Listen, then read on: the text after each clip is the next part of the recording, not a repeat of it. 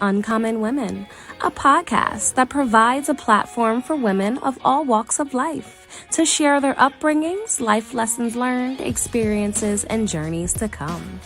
Uncommon Women speaks on topics that can relate to all women.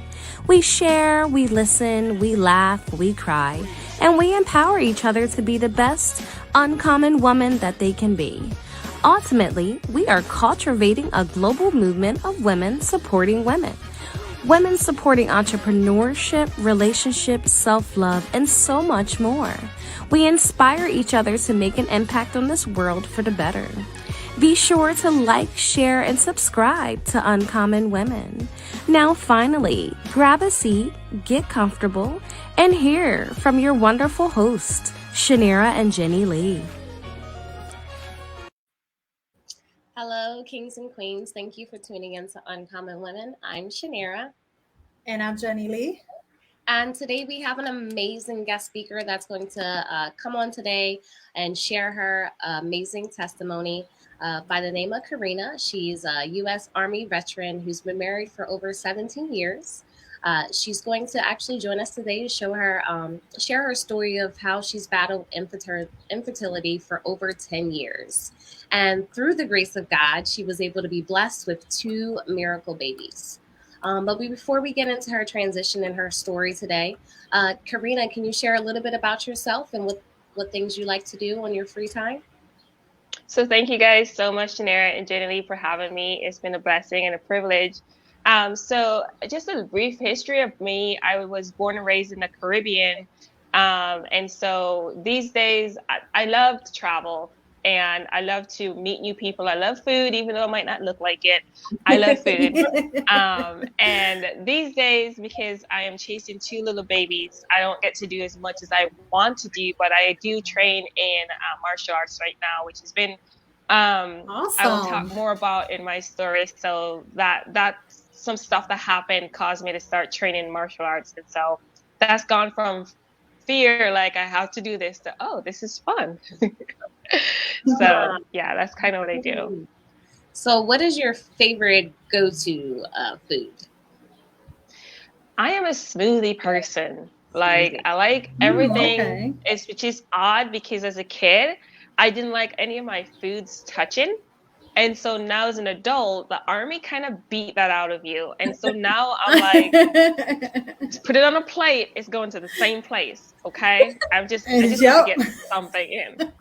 So anything that's fresh. I have a bunch of allergies that I've had to work through over the years. So these days I'm classified as a vegan, but I'm not like, you're going to, hate on you if you eat meat or anything. That's not the kind of person I am. I just eat that way because I feel better. I could do certain things at my age and people are like, you're what? I'm like, So just anything that's fresh, any kind of fruits, vegetables, I'm there. And then every once in a while I go off on the deep end and have some deep fried cassava, things like that. Okay. So now is your household vegan, or do you have to typically cook different meals for your husband and your children, or is everyone pretty much? No. So my husband went vegetarian 2-3 years ago. Okay. And I was shocked because my husband is a red meat, corn and potatoes kind of guy. And so for all those years, it was 2 meals in the house. And then 3 years ago, he's like, you're cooking your last turkey. And I'm like, what? Okay. So I stuffed that last turkey. And I haven't had to cook meat ever since. So I'm shocked that he went that way and stayed that way. And then because of health issues, I went vegetarian with my first, and then I went completely vegan with my second, and I haven't looked back. Okay. Like I went raw vegan to save my life. Then I went back to eating all the things, all meat and everything, just because why not? Meat tastes good. But then I got sick again. Yeah, I got sick again. So I had to go back to what I knew worked. And I had to do a lot of cleansing and I had to do a lot of things to get me where I am today. And so now I'm just like, if you're not there, that's okay. Just love on who you see in the mirror. You know what I mean? It will come if that's where you're supposed to go. You don't have to look like everybody else and do all the things that all the other people do. There's only one of you. Right. You know? That's right. Yeah. So before we get into, you know, marriage life and being married for 17 years and then now being a mom and juggling life, how was your life growing up? My life was sweet and sour at the same time. Sweet because I grew up on an island. We have great, beautiful weather. Everybody wants to go there and have vacation. But sour because when I was 5 years old, my mom left.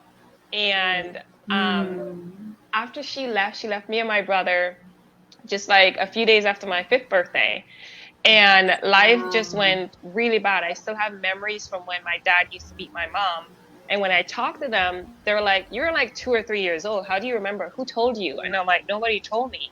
I just have these memories that just keep popping up. And so I would ask them, and they told me separately that this is what was going on and things like that. So it was sort of bitter because after my mom left, I had all these stepmonsters.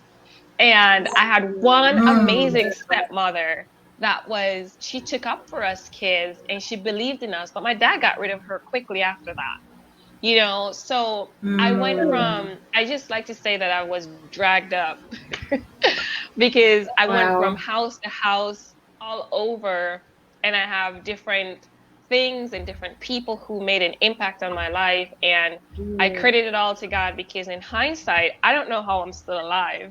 I don't know why I feel like I tell people if you live in America, you're living prosperity. If you have a house that I grew up in dirt floors, tin roof, and wooden sides, and if you have anything outside of that, you live in a mansion. And it's hard to really understand how to like translate that to people. Like I used to get up at 4 o'clock in the morning to get ready and go to school, but we didn't have a heater. You know what I mean?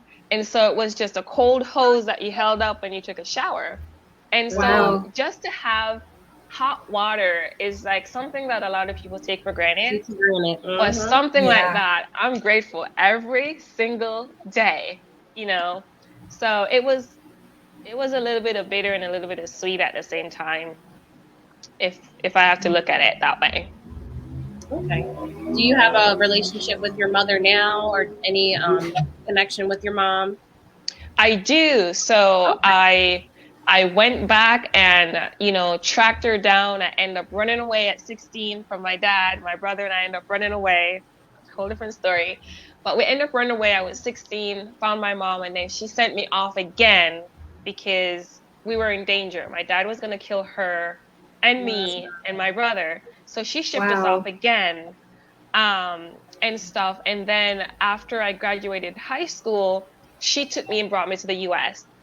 And I was so mad at her because you don't know me. You left me at 5 and now you want to tell me what to do? Like, who are you? You know, so throughout the years, we've built a really good relationship. I love my mom. She texts me all the time. I'm so grateful for her. She has prayed for me day in and day out. And I've had to go back and apologize to her because I was not the fun teen. I mean, I had my reasons, but she had her reasons too, you know, and I can't judge her from where like, if I look back, and I said to her all the time, if I was in your position, I would have been in jail because I would have killed my dad. You know what I mean? Because of the things that she put up with. Right. But she didn't give us up. She left because of her own safety. And then I had to have that same conversation with my dad from a different perspective and see where he came from. And, you know, you just don't know what people are going through. You just don't know. And once you see them through a different lens and hear their heart and hear their story, then you have to have compassion because they're doing the best they can with what they have. And I tell my kids today, I'm like, Mama is doing the best she can with what she has right now. And 20 years from now, you might look back and say, well, mom, you should have, could have done this better. Yeah. And I probably agree with you. But right now, I'm giving it the best that I can, and I'm working as unto the Lord because he's my master. You know what I mean? So I'm going to do the best that I can. And yes, I may have regrets, but right now I don't have any. That's awesome. And look how far you came since she's brought you over, to the US. Mm-hmm.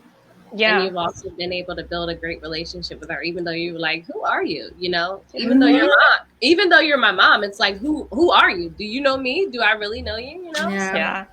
That's a blessing in disguise. It is. It sure is. It is. It's been amazing. Just talking to her and stuff, and just hearing her heart and the things that she went through. I can't imagine me being the type of woman that I am. I would not have put up with that. Like, I would have been, peace out, dude. I'm like, done. But we're each our own people, our own individual person. So. Right.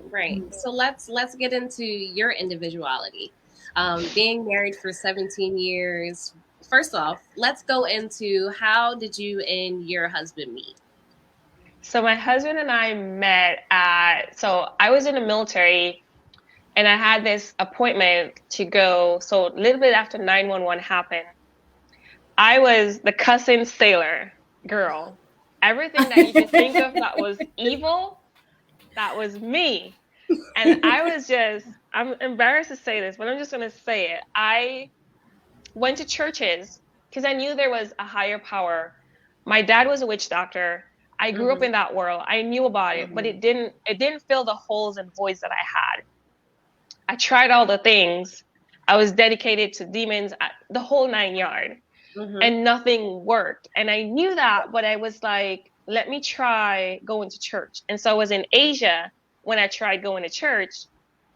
Asian people are amazing because they'll just love the pants off of you. I came back to America and expected the same thing. And my sisters were like, back up.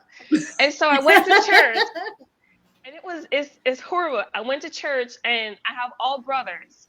And so I dressed like a boy, the FUBU pants down by your butt. Yep. Yeah, that was me. Baggy and pants. they kindly escorted me to the back of the church. And I'm like, I ain't coming back.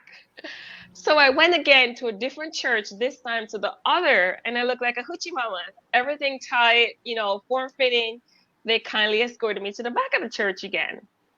And so I made one last-ditch effort to go to a different church. This time I was dressed in a nice suit, and my arms were out because I used to weight lift. My arms were out from being in the military. I'm proud of my arms, my feet. And they escorted me out again and said, you can't have your arms out. What? And so I left the church and I'm like, you know what, God, if you want me, come find me because I'm done with you and I'm done with your people. Well, soon after that, a lady came to me. We're still friends today. And she says, and she gives me the whole speech and I thought I was in trouble. But long story short, she invited me to her church. And after she invited me to her church, I became a believer. And from there, she prayed with me that God would have his way. And a few months after that, I was either going to Afghanistan or I was going to Puerto Rico or I was going to New York. And the place in New York that I was going to, it wasn't even on the map. I ended up in New York, and through going to New York, I met my husband. Upstate New York, really close to Toronto, way up where there are more cows than people. It's not even there. Really New York, right? way way near the mountains. Okay. Right. Yeah. That part. So from going there, the church I got saved in, the pastor was a drug lord. And he got saved out of that. So he was really hard on us singles and things like that, making sure you know how to handle your money, making sure you're taking care of your body, making sure you're reading your Bible from cover to cover, making sure you're fasting. All these things he went into. And he and his wife said to me, you're still a babe. So when you go and look for a church, look for XYZ and ABC. And so I wrote this stuff down and went looking. And the church that had all the things that he told me about was the same church I met my husband in. And so the first day he saw me, he knew I was going to be his wife. And I said to him, I'm so glad you were a man of wisdom, because had you come and tell me that, I'd have laughed so hard at you, right? He waited patiently. He did tell somebody, but he waited patiently. And so he finally asked me out on a whitewater rafting trip.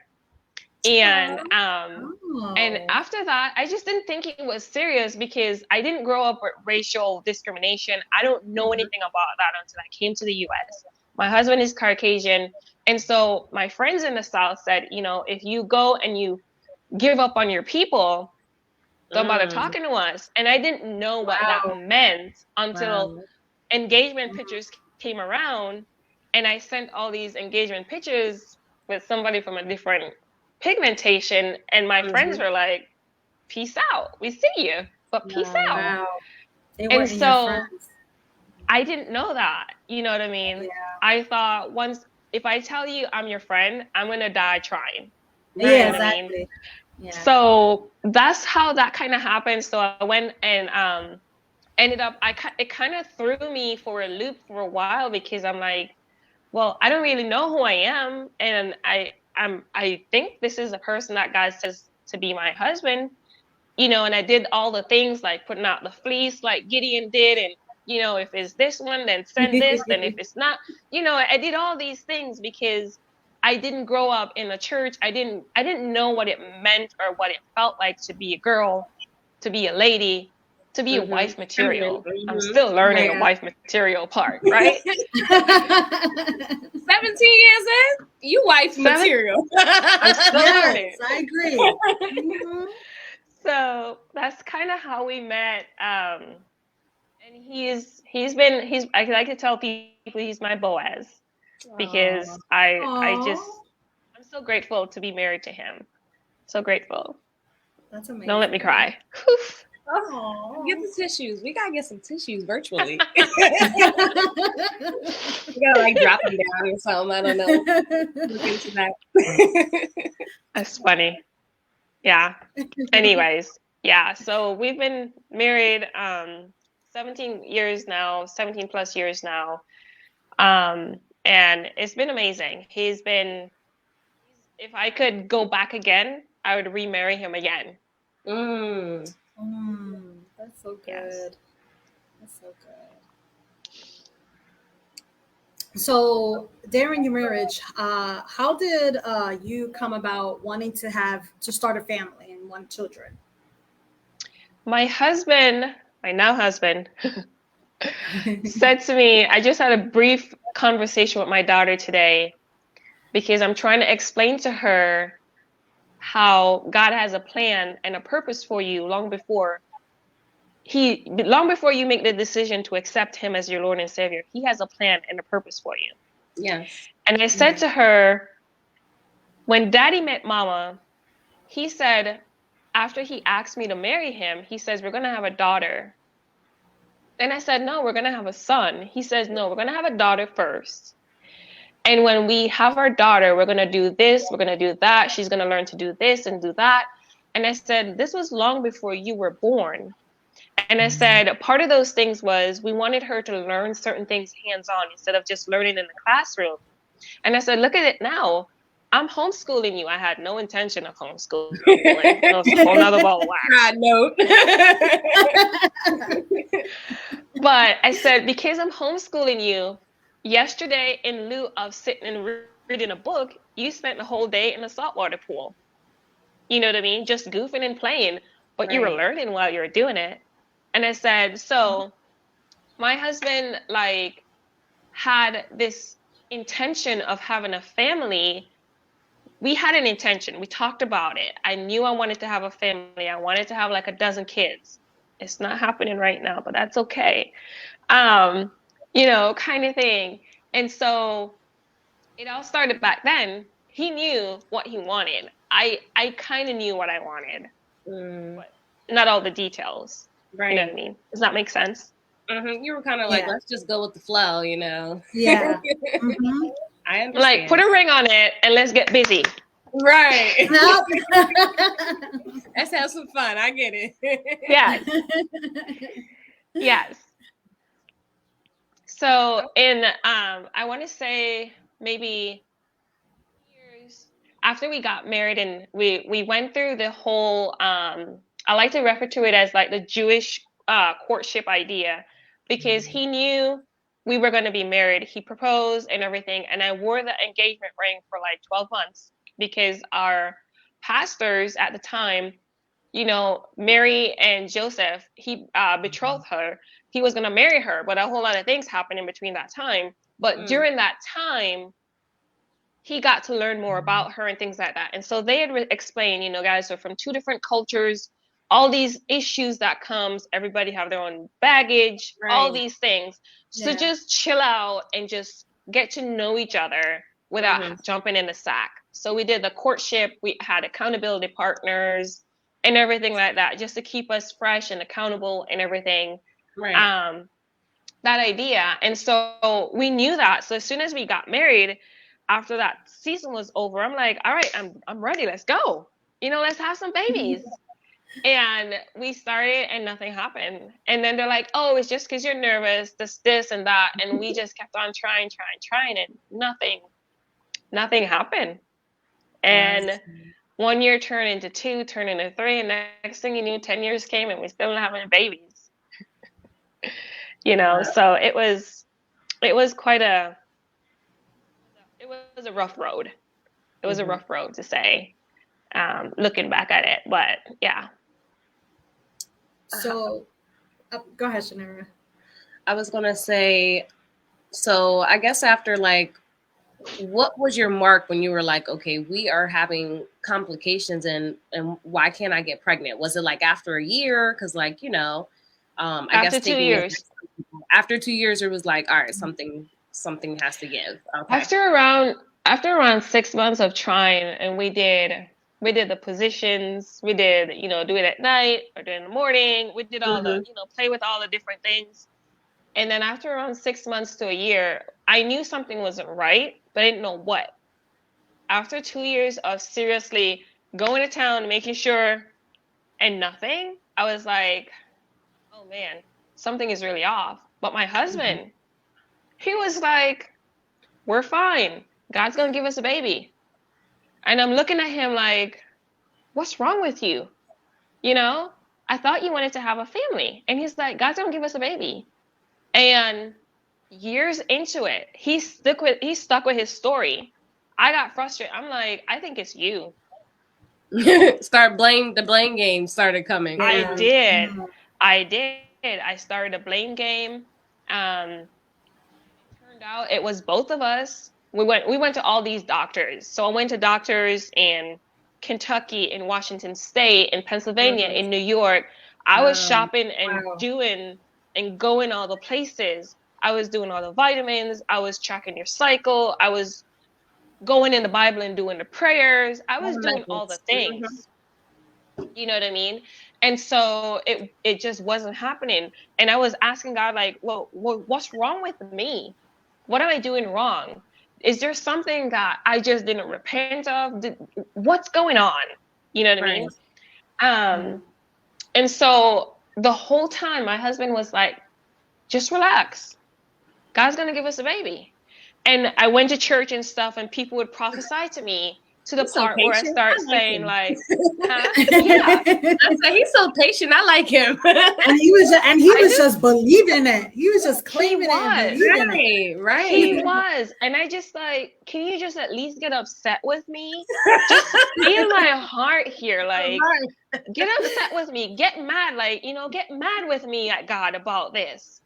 People prophesied to us, oh, you're going to have a boy or you're going to have a girl. I'm like, which one is it? Now you guys are lying. Just shut up about it. Just be done. You know what I mean? And he was just like, God's going to give us a baby. And I'm like, can you just get upset? And he was like, no, God's going to give us a baby. I'm like, when? I don't know, but God's going to give us a baby. People are asking us now because you get to that point where, well, when are you going to have a baby? When are you going to have a baby? To the point where people start looking at you sideways like, they're struggling with infertility. I'm not even going to bother asking them. you know, and so you start feeling, and then all of your friends start getting knocked up, baby number 1, baby number 2, and you're like, seriously? Mm-hmm. And then for us, another part was my husband and I, my husband was a youth pastor, and so we had kids that would just come to our house and they start getting knocked up, and I'm like, so you're going to bless the people that aren't even married and living according to your laws, and you're going to bless them, but you're not going to bless me. I waited. I did all the things that you told me to do, and I got really upset with God. Mm-hmm. I got really, really upset because I couldn't understand why. Mm-hmm. You know what I mean? I got to a part where I was happy for all my friends. Then I got bitter with all my friends because I couldn't see it. I couldn't process it. And then I had to get happy again with all my friends after I started understand God's timing and the healing process and things that needed to happen. You know what I mean? So it was just, oof. A lot of emotions, I'm sure. Definitely a lot of emotions. With him being so positive, and you know, you being angry, you're like, why are you so happy? You know, did it put any strain on your marriage during that process? He wouldn't let it happen. My husband wouldn't let it happen. That's so good. My husband is a guy like this. If he is stubborn in his own right, like, and I'm gonna say this and let me qualify that. A man needs to be a man, and they don't always need to agree with us. They're that, like, in my house, my husband is the head of the house. Right. And somebody said to me the other day, but doesn't he boss you around? No, I let my voice be heard. And then at the end of the day, he makes a decision. If somebody's going to get bitch slapped, it's not going to be me. God's going to take care of him, but he's also going to honor me as the wife. You know what I mean? And so when they say stuff like that, I'm just like, my husband just wouldn't he set the tone for our house, and he wouldn't budge. And he stood firm on what he believed in. And I'm just like, I don't get it. And he said, this is not the first thing that he's done that with. So he has a track record with me for doing stuff like this. But I was emotionally, this was so bad that, I mean, when you first met me, and my friends noticed this about me, when my husband first met me, I was like the prima donna, dressed to the hilt, like, always locked and loaded, looking for, you know, just everything. Right. And the whole process took a toll on me. I didn't know who I was anymore. I didn't look right. I didn't dress the way I felt. I didn't look appealing. I didn't look the way I felt. I didn't feel, I got lost. I just did. And it's taken years to regain that. And I'm still regaining that because I put all of my identity into having kids. And I couldn't separate the two. You know what I mean? I don't know if I'm explaining that right, but he wouldn't let it strain in our marriage. He asked me a question one day, which was, isn't it enough that I'm your husband? And I'm like, no, you're supposed to get married and have kids. We got the married part down. Now let's have kids. And so I even went as far as, I had a friend, she's still my friend today, Victoria, and she asked if she could carry our baby. Oh, okay. Like, you would be a surrogate? She's like, yeah, I would do that for you guys. I love you guys so much. And I'm like, no, you know what I mean? So the reason I said no was because she had her own things going on. And so every time she got pregnant, she was near death. Wow. You know what I mean? She ended up with cancer and some other different things that was going on. And so I said to her, I love you enough that I cannot put my baby in front of your life. You know what I mean? We could adopt. And we did try the adoption thing, and almost 10 failed adoptions later. Still no baby. Yeah. Wow. Still no baby. And after the last one, she came to me and she says, I think I could do this until I'm 38. I'm going to be 38 XYZ time. I'm still willing to carry you guys' baby. Oh, you know? She was still willing. She was still willing. That girl loves me. Like, she loves us. And she went ahead and had her own child. And after she had her own child successfully, and she almost died, she still came back and she says, Karena, I will still have you and your husband's baby. And I'm like, I can't put you through that. I saw all the things you went through to have your own daughter. I can't put you through that and feel good about myself. You know what I mean? And so it was, she was with us for much of the journey, because she saw the whole thing. She saw when we got twins dropped off at our house, and we tried to adopt them and had like 6 lawyers on the case, and that went south, and they said, oh, we're sorry, you know. And the people who ended up getting the kids was the grandmother for the dad, because the mom went to jail for abusing the kids. And the dad was like, I have another baby mama. I don't have time to do with these twins. You know what I mean? And so when they just called upon us, the maternal grandmother called us, and she was like, if you guys will take care of my kid, my grandbabies, I don't want them separated. I don't want them in the system.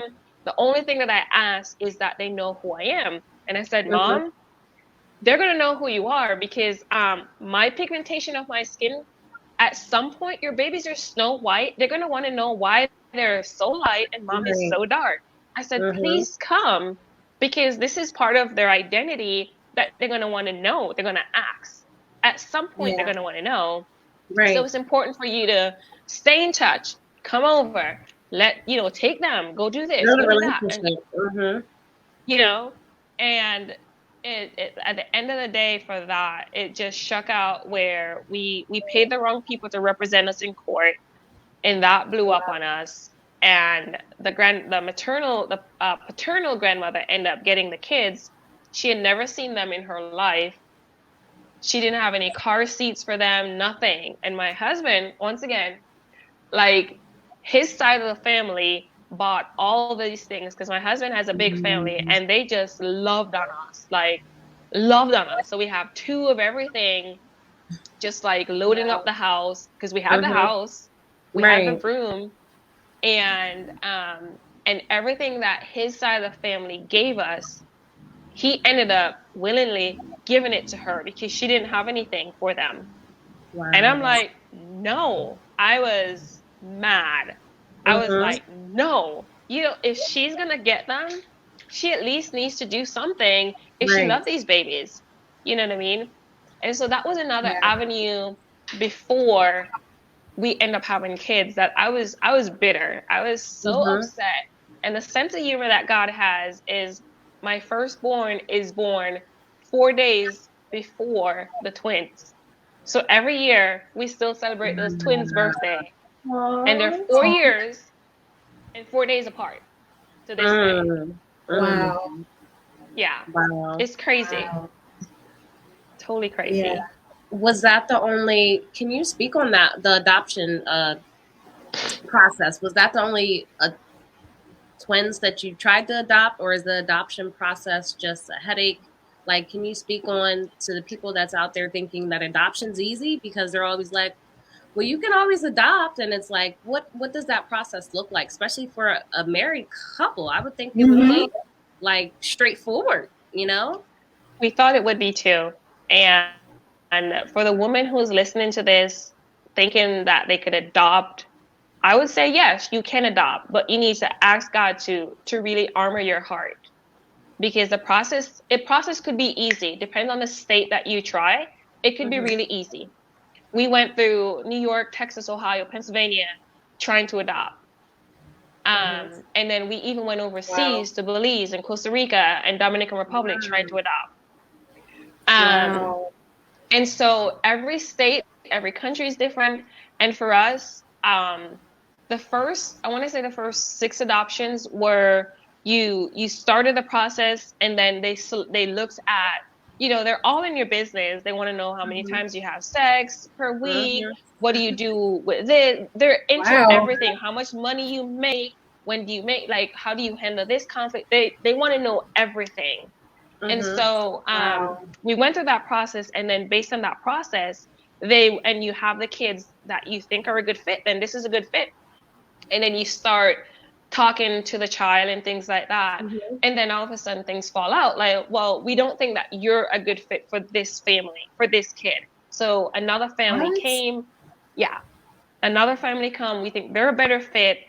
And you have to start the process over. The problem Wow. is when you start the same process over with the same agency, you can carry the money forward for some things, but you have all these agency fees that they don't tell you about that you have to pay that are non-refundable. Wow. And so if you jump agencies, you have to start over again and you won't get any of that money back. Thankfully for the adoption credit, you can reclaim some of that. Mm-hmm. But for us, it was, we did this over and over and over. And then one of the last time my husband, they came back and they're like, well, you need to pay us this much more money. And me being gullible, here you go. Here you go. I'm like the ATM. Here you go. And my husband finally put his foot down. He's like, no more. Like, God is going to give us a baby.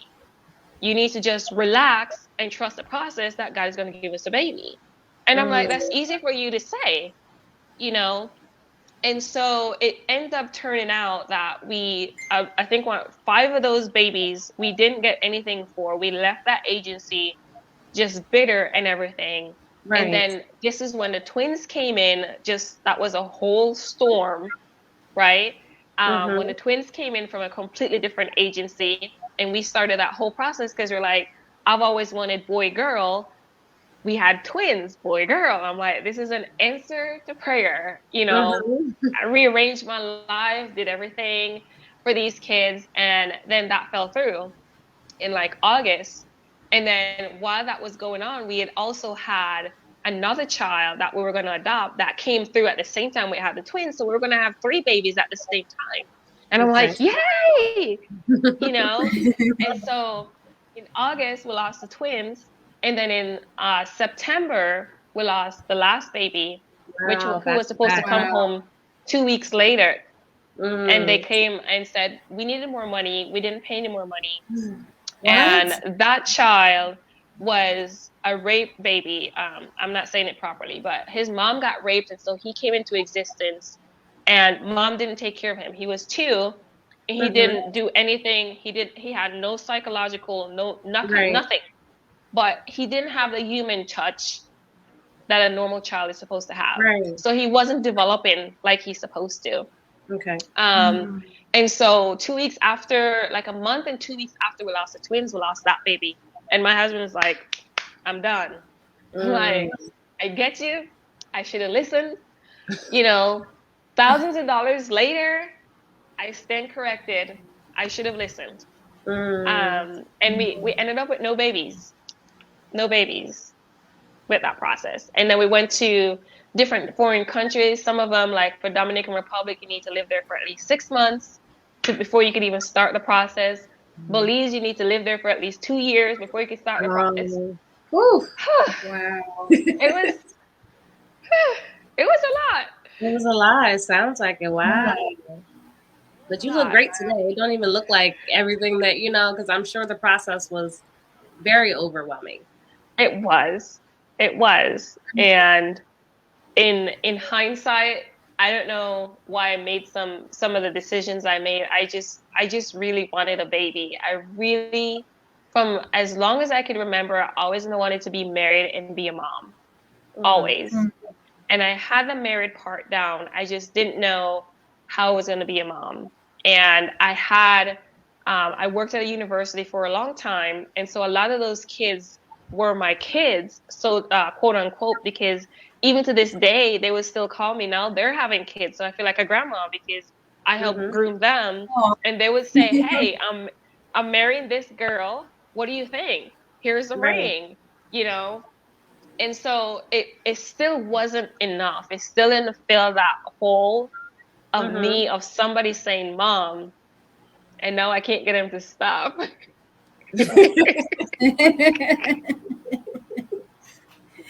No more quiet time in the bathrooms. Right? Yeah. So after that whole transition with the adoption not coming through and, you know, all the complications and everything. So where did the process start? Did you guys decide to, all right, well, we're going to start uh, trying to get pregnant again, or did it just happen? So in the whole time that was happening, my husband and I are major advocates for getting kids out of the sex trade. And Okay. so in that whole time that that was happening, we were doing mission trips, helping kids wherever we can, doing certain things to help underprivileged kids. And he had some stuff going on at his work. I had stuff going on at my work. Long story short, he got transferred to Texas. Okay. And so when he got transferred to Texas, I was like, this is a fresh start.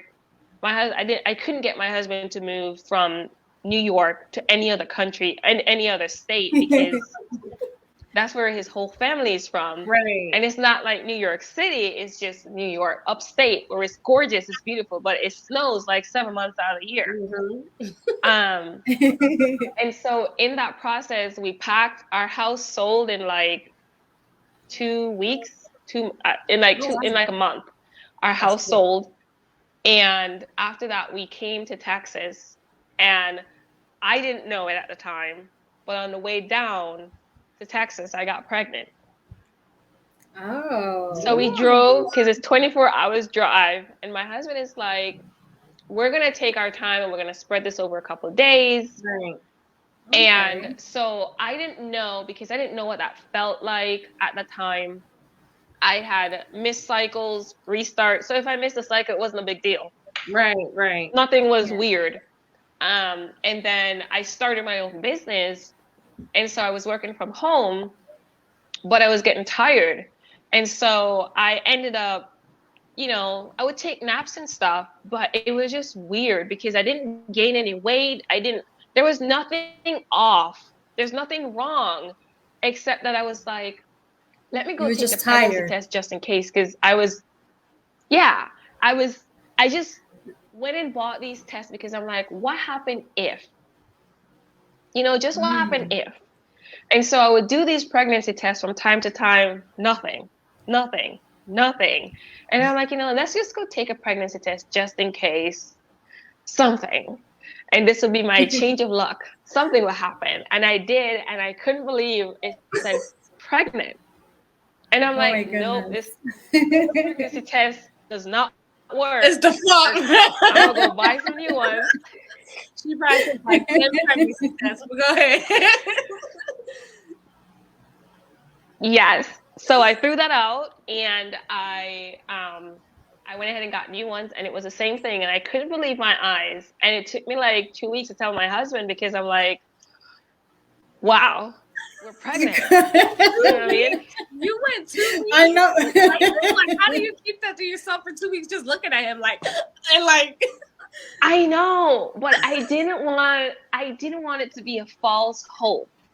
You know what I mean? I didn't. That's understandable. My husband, yeah, he's like, God's gonna give us a baby. He didn't have the details, but he stood firm on God's gonna give us a baby. And I'm like, I knew how much it wrecked my faith, and I started believing, just curse God and die, just be done with this, you know. And I didn't want that to be something that was an obstacle for him. So I waited. Okay. I wanted to protect him. I wanted to protect his heart. And I didn't want, I was not the nice wife when it comes to some of this stuff, because I'm like this test, I did surgeries trying to make sure that I could have a baby. One of the surgeries that I did, it was supposed to be 97%. You get pregnant 6 months after. 2 years later, I was still not pregnant. Wow. So I did all these things. I convinced my husband to spend all this money on me, and agree with me to do certain things. So I felt it my duty to protect him. And so I waited because I didn't want to be wrong. That's awesome. So I want to know what his reaction was when you finally told him, or like how did that day? Did you do it romantically, like set a little dinner, or you didn't? No. My husband was a volunteer firefighter and a paramedic when we lived in New York. Okay. And he had a stethoscope that he had. And so I bought these baby booties, and I put the stethoscope around the booties. with the pregnancy test. And so when he came home, he saw that. And he was like, "What's this?" And so I did 2 pregnancy tests. I had one on the bed, and then I had one on the bathroom. So when he came, I wanted him to see one or the other. And so when he came, he went to the bathroom first, and he's like, "What's this?" So when he came into the bedroom, it was the same thing, except it was a stethoscope and the baby booty. So he just took it in. He didn't. There was no wild, crazy reaction. No emotion. Wow. I think not for a little bit, where it really sunk in. Like, God's gonna give us a baby. Holy crap! I'm gonna be a dad. So it took a little bit of time to sink in, I think, for him, because there wasn't any of this. All of a sudden, I felt like I had to start nesting in the whole process and everything. Like, you instinctively know you need to do this, and this, and you need to go here. You just know certain things. And and my husband, he kind of just kicked into gear as well. But I don't really think it kicked in until he put the stethoscope on my tummy and he heard the heartbeat of the baby. And I think that's when it started kind of kicking in for him. And he started doing certain things. It was just amazing to watch. And that happened twice over, because I had prayed. He said he wanted a little girl. Well, we found out the gender for the baby. It was a little girl. And I was like, no, when we have that baby, it's going to be a boy. I know, he was right. He was right. And this was his thing. He says, next time you put your request in before we go to bed. I'm like, what? I know that's right. Oh my I went to bed and I prayed, and I'm like, God, I want another baby, but I want a boy. And I said, but I don't want to wait 10 years, And so, and nothing happened the first couple of years. And then my daughter started asking, and I'm like, I can't give you any more babies. It took us 10 years to have you. Go ask God. I can't give you a baby. She went and prayed. Now we have a son. Wow. There you go. Oh, that just gave me chills. That's so amazing. That's so amazing. So, go ahead, Jenny. I was gonna say, how were both your pregnancies? Were they healthy? Did you have any complications? All of my complications were emotional blockages. My first pregnancy. So I forgot to tell you this, but I used to travel for business and stuff a lot, and I met a lot of people. And one of the girls I met, she told me I need to talk to this other girl to help me get pregnant, except I never met this girl. This girl was in Canada. And so I ended up calling this girl, and this girl said to me, don't tell me anything about yourself. I'm going to pray and ask Holy Spirit what to do and talk to you. And then I'll call you back later. Click. And I'm like, what did I just get myself into? She calls back and we talk and stuff. And she tells me all these things that I just had written down in my journal. And she's like, Holy Spirit said to tell you this, this, this, this. And you need to take this, this, this, and this. And when you get pregnant, this, this, this, and this. And I'm like, all right, I'm not even pregnant yet. So, okay, whatever. Well, when I did get pregnant, I called this girl back. And she's like, okay, 6 months to the date after she told me I was going to get pregnant, I got pregnant. Wow. So I called her back and I'm like, God. You said I was going to get pregnant and I'm pregnant. So what do I do? And she's like, go in the Bible and find your promises. I'm like, what? What are you talking about? You know? Wow. And so I was like, I went to the doctor. I was a mom. I was the first time mom that I had all my makeup, all my mascara. I had all the cute outfits, all the stilettos, everything. The cute mama. And I would go to the doctor, and then I had a midwife, but she was a medical midwife. And when I got done talking to her and her staff, I would come out, I have mascara down my face and everything from all the things. They're like, you're over 35, you're an old mom, your baby's gonna have this disease and that disease. And by the way, you can abort your baby because you're over 35 and you're authorized to do that. And I was like, oh, what do I do? Goodness. Right. So during that same time, this girl that I still haven't met to this day, she would call me.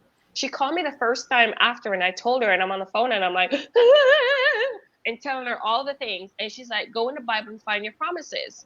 I'm like, I don't know what promises I have. Like, get married and have babies, be fruitful and multiply. That's all I knew. And so she's like, when is your next appointment? I told her. She's like, okay, good. I'm going to pray and ask God for wisdom for you. And so every time, because I didn't know this girl, I still don't know this lady. And so I didn't call her back because I'm like, she's telling me, go in the Bible and find your promises. I don't know what promises I'm looking for. I don't know where to start. And so I didn't call her back. She called me. So every time I went to the doctor and came back, I was crying, ended up calling my husband and stuff. And she would call me and says, have faith, look up this scripture, look up that scripture. And I was like, so that got me through my first pregnancy. Well, everything else was a breeze. Everything else was a breeze. And then I got pregnant with my second baby and we moved to Dallas. Okay. And of course, I am over 35 again. And I hired a midwifery staff that have 5-star ratings. And I went through all of the midwives, except one of them says, you know, your son is gonna be mentally retarded because you're over 35 and this and this and this and this. And I says, well, are you seeing something on the scan that I don't know about? And she's like, no, we just know based on medical history and blah, blah, blah, blah, blah, blah, blah, that you're going to be, you know, deformed. And then, of course, I was vegan, still is, and I've been eating gluten-free since 2005. And she's like, and your diet is all messed up. Your son is going to be MR. And so I kind of listened to her because I'm like, they have a checklist they have to go through. I'm going to respect you to do your job. Okay, good. But then every time I went and every time I saw that particular practitioner, she gave me the same story and she kept on saying, you need to abort this child. And I'm like, I'm not going to abort this child. Even if this kid comes out with one eye, I'm going to keep it. Right. You know what I mean? And she's like, you are stupid. And I'm like, what? Okay. So disrespectful. All right. I get you. I understand that's where you are. And you know what? If you don't know what you have, I can't blame you. You don't know who God is. You don't know what real freedom is. I can't blame you. I get you, but I'm going to keep my choice as well. And so one of the day I went in and she's like, when are you going to see another doctor? Because the scan that you did with this doctor, we don't really recognize, and you need to this. And I said, you know what? Today's the last day. You're officially fired. I'm 6 months pregnant. I went outside my car and I bawled my eyes out because I'm 6 months pregnant. I had a surgery in the process to have babies that damaged part of my uterus, so I could bleed out in like 20 minutes flat if I don't have proper care. And here I am, and I walked out on my midwife staff, and I don't know if another doctor is going to take me, if they're capable of caring for me, nothing. And I went outside and I prayed. I called a bunch of doctors around a certain radius, and they're like, no, we can't care for you. No, we can't care for you. No, we can't care for you. And I finally found a Jewish doctor who says, yes, my son has been vegan since birth, since before birth. He's 12 years old. He's fine. I totally understand. I just need to see the supplements that you're taking, blah, blah, blah, blah, blah, blah. And he delivered my baby, and I am so grateful. So grateful. So all of my complications were emotional, and I feel like spiritual, because doctors wanted me to abort both of my babies. They wanted me to do certain things, like take certain vaccines that I was like, this is no, that goes against my religious preference and things like that. And I'm like, if you're like that, then fine, you live by your convictions. But these are my convictions. Please respect them. Right. You know what I mean? And so it was nothing physical. Everything was good. It was so good. Breastfeeding was amazing. Everything was perfect. I couldn't ask for anything better. And then after I nursed my babies, I gained 15 pounds with my first baby, dropped the weight after, 20 pounds with my second baby, dropped the weight after. And except when I had my son, one of my nursing staff said to me, we're going to have to do some different things. Your baby's going to die because he has this, this, and this, and this. And I said, what are you looking at? And she's like, well, normally a boy is supposed to be 7 to 10 pounds. Your baby is like 6 pounds. He's a small boy. I'm like, yeah, but I'm a small girl. Right. And so I ended up having her relieved because I'm like, you know, there comes a point where you have to put your foot down, and I'm like, Yep. I'm not going to deal with this a second time. Just not going to. great. So, yeah. But everything apart from that was picture perfect. That's Just picture awesome. perfect. That's amazing. God That really is good. carried That is you. good. He carried you through both of the pregnancies. Yeah, he Yes. sure did. How has your faith changed since, you know, not only having one but two children? I feel like I consider myself right now a babe in Christ, Oh, because all the things that I thought I knew, they tested me and I crumbled. Mm. But at the same time, I do know God to be faithful. You know what I mean? yeah. And I do know, like what Jeremiah 29:11 says, for I know the plans I have for you. Yeah. And so for me, Yes. looking at that, especially with all the things that are going on today, I'm just like, oh my gosh, if I didn't believe that there was a God then, I believe there is a God now, because all the things that he has said to me when I went into scripture, find his word, brought his word back to him, his timing is not my timing. You know what I mean? And he somehow takes all that mess and all Mm-hmm. my poor attitude and make it into something beautiful. And I'm just Mm-hmm. like, God forgive me. You know what I mean? So long and short is I consider myself still a babe. I'm still learning, but I'm grateful that I have my faith, because I think that's part of what helped me to become the person I am today. And also Mm. now to share that with other moms who are going through infertility. Like they just radiate, they have some kind of something above their head. And I just know, and it's something hard for them and they don't know. And not all of my mama friends end up having babies. Like I have one that's due in 12 days. She struggled with 2 years to have babies. And I was instantly able to say, go and look this up, this up, this up, and lay down and lay off your husband and stop beating him up emotionally. Mm-hmm. You know, just let the man be himself. Mm-hmm. All the things that I failed at doing.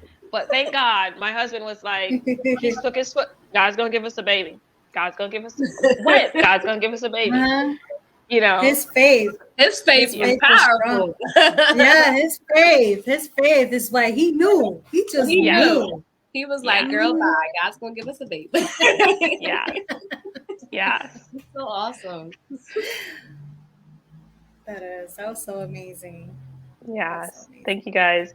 But it's been amazing. I'm grateful. Now I get to, with change of circumstances and things like that, we end up taking our oldest out of school.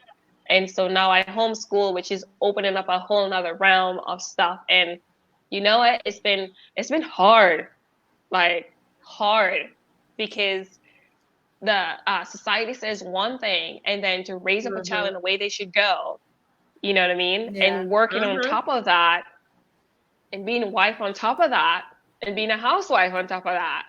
It's like, you know, you have to prioritize. At the end of the day, I always tell wives, I'm like, God is your first priority. And then your husband, you need to take care of this relationship before you take care of that relationship, else this relationship is not Yep. going to work. You know what I mean? Yep. And so it's something that I have to work on myself, because otherwise I'll turn into a beast, you know, in short order. So it's constantly working on that, working on yourself. You can't fix other people. You can't change them. You just got to work on you. Right. And during the process, give yourself some grace. You know, Yes. Yes. parenting doesn't come with a manual. You know, this is the No, first it does time not. for you. And you know, the way that you were raised and brought up, and you know, your life was different versus Yeah. obviously Yeah, exactly. what you're doing now, and you know, breaking the chains and molding your children to have, you know, a better life with you and your husband. So give yourself some grace, you know. Thank you. Yeah, I definitely. received that. Yes, motherhood is not easy, but No, it's that's not. what we can. That's the great thing about it. We do the best, and we both learn in the process. You know, Yes. being a parent and with the child, you learn as you go. Yes. And with that being said, what advice can you provide to women who are struggling with infertility issues, and something that can go with them so that they can, you know, have some type of courage to not give up? So I would say develop a culture of edification in their household, meaning edify their husband, right? But edify themselves. Because in this process, I literally took Karena and I brought her to the corner and I just beat the tar out of her because she wasn't able to provide and produce a child. When society says you're supposed to pop out 10 babies right now, get on it. You know what I mean? Yep. I lost me. I lost who I was, what I wanted, who I wanted to be. And I took that out on some people, mainly my husband. So develop a culture of edification in your household. Like, it's not your husband's fault. Even if he cannot produce sperms or whatever that cost might be, it's still not his fault. You know what I mean? God knew you were going to go through this before you even got to this junction. Mm-hmm. You know what I mean? So develop a Yeah. culture of edification and go and find your promises. And your promises don't just stop with having babies. You know, you're a daughter of the Most High first, before you're a Yes. mom, before your wife, before you're anything else. You know what I mean? But on top of all the medical stuff, go get yourself checked out, you know, take your vitamins, make sure all this and that is done. I would say find your promises in the word. Find your promises, clear up your spiritual and emotional blockages and bondages that we get passed down to us from generations ago with, you know, abortion and all of these other things that a lot of us have inherited, but we don't know or we don't think it affects us. You know what I mean? And develop a culture of edification in your marriage that will go with you and God, will go with you and your spouse, and it will also go with you and your kids. Because once you have that, when the kids come, they're going to need that to thrive on. So that would be one of my biggest things. I love that. I love that. And Thank you. and like you were speaking, you know, being a mom, and you know, once we get married, we are so desires to be mothers, and it's hard, you know, even raising them, even getting pregnant, you know, and God is so good when He blesses us with our children, however they come, because sometimes they aren't even planned half the time. So I know Yeah. mine's were in, but you know, being a mom is the most greatest and the most blessing thing that God could Yes. have given us. Yes. Yes. I totally agree, and I'm learning, and I'm grateful. And if you're around me, it's annoying a little bit because most people who have kids that are able to have kids are just grateful that they're a mom and that's it. And me, every day I get up, I'm like, I'm a mom. I'm a mom. I'm That's I'm just amazing. annoying in that way, I would say, for some people because they're like, you've been a mom. I'm like, no, it doesn't matter that I've been a mom. You don't know the challenge. The You don't know the struggle, right? struggle. You know what I mean? And to get up and Exactly. They just don't know like your pinch story. me. Yeah. Exactly. And so I just be grateful and, you know, just, I don't know. I'm really grateful. I'm so grateful to be a mom. So grateful. All right, now I'm gonna cry. Don't cry. No. Tissue. Tissue. And God just continues to use it to build me up, and you know, it's amazing. It's amazing. I didn't think that I would be on the flip side of this, to be able to share with people and just encourage them and just say, even if God doesn't give you a baby, will you still love him? Will you still choose to be you? Will you still walk out your calling? And your baby might not be a biological child. It might be an adopted child. It might be a surrogate baby. It might be somebody who calls you mom, but you have no other attachments to them. You know what I mean? And I'm grateful that I could walk. I've walked a lot of those roads, and I know the heartache that it comes with all of those. You know what I mean? But at the same time, there are a lot of rewards that comes with all of those. To be able to say, "Hey, Mrs. B, here's my baby." You know what I mean? And here's my husband or here's my wife. That gives you a sense of accomplishment because you're helping another person become better in their own life, or asking them the question, asking that tough question is, well, one of the tough questions, like, well, what do you want with my girl? You know, what do you want with my boy? Right. How are you going to be his wife? What do you bring to the table? You know what I mean? And so it's more a sense of living at a higher altitude than most people, and learning to get past selfishness is the best way I could say it. Learning to get past selfishness is the best way. Yeah. And it's a process. It's a process. That's good. So now with you being a mom, you've already been a wife for some time now and juggling a lot. Can you share what you do outside of being a mom, your business, and how you're actually helping others? Yeah, so I started a business before my oldest came around. And then I dropped off because I couldn't figure out how to balance both. And then I had some great opportunities that dropped off because I didn't know, like when I mentioned earlier, that whole process, I lost myself. And so one of the things that we've been steady on is helping to get kids out of the sex trade and things like that. And so one of my clients from a long time ago, she asked me to, so I've been doing bookkeeping. And so she asked me to do her taxes. And then another one of my clients, he asked me to do his taxes. And I'm like, no, I'll find you somebody. And so long story short, that comes around with everything and how everything is going. I try and teach my kids, like, the life that you live right now is very privileged. So we need to give as much as we possibly can.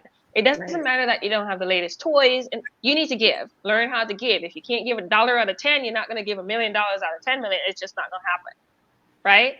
So just learn to give. So I've been sharing some of that with her, and she says to me, well, why are we only doing XYZ amount of boxes for kids? Why don't we do this much more? And I says, well, Mom can only afford this right now. And she says to me, well, don't you say God will provide? So why aren't you letting him provide?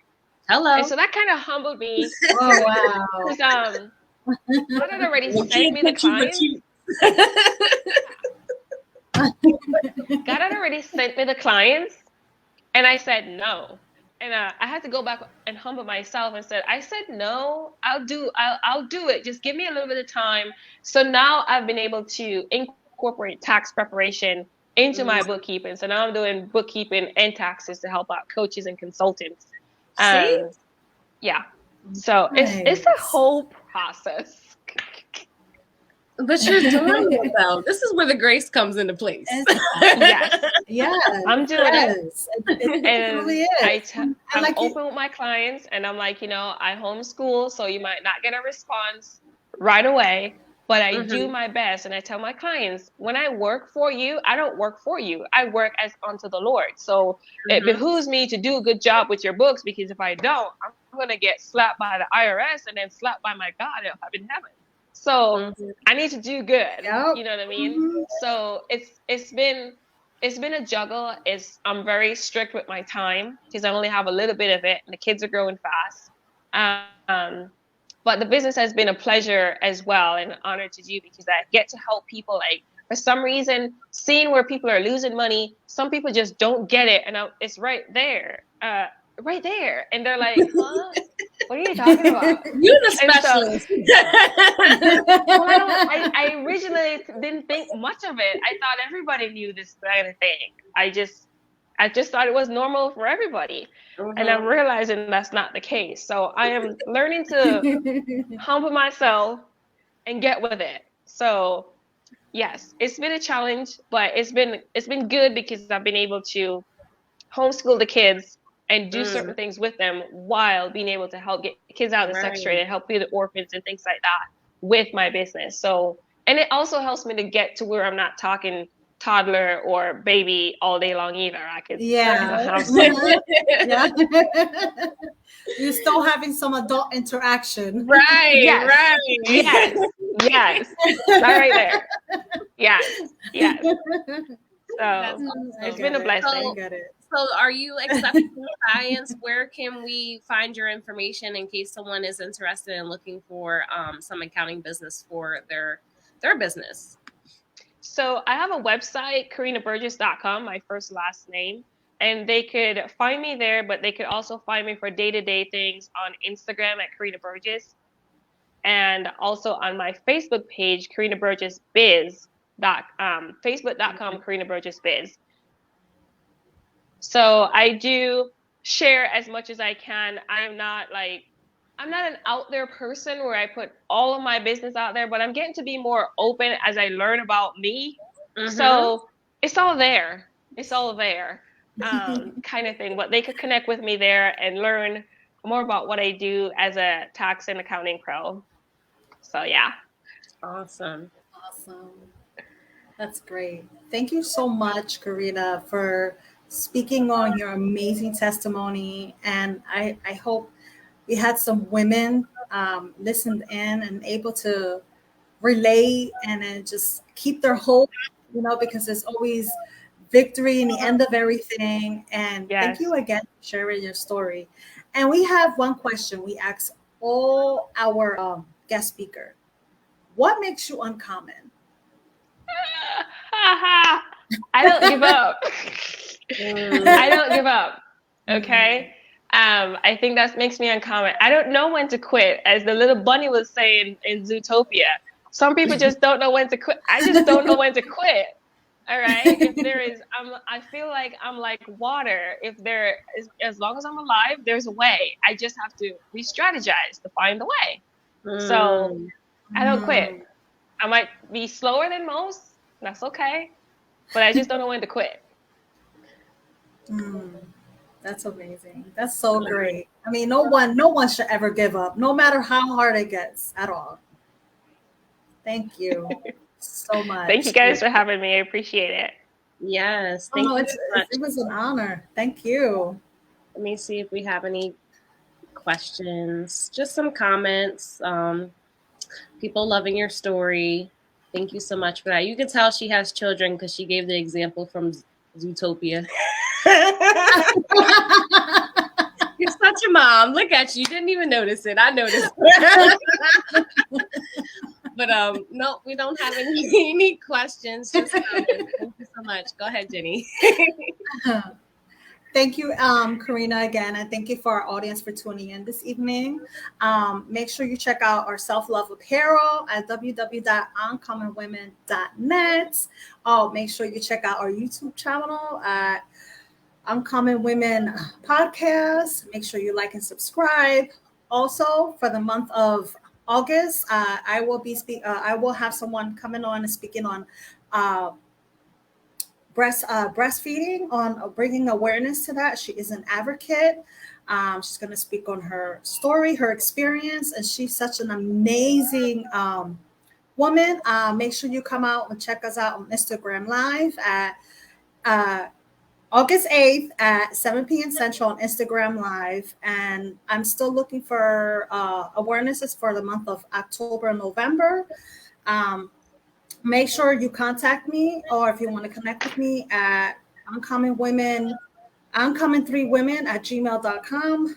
Again, I'm going to repeat that. uncommon3women@gmail.com. Apologize about that. And once again, make sure you check us out next Thursday. We also have another testimony and a great guest speaker next Thursday at 8 p.m. And everyone, stay uncommon. Bye. Bye.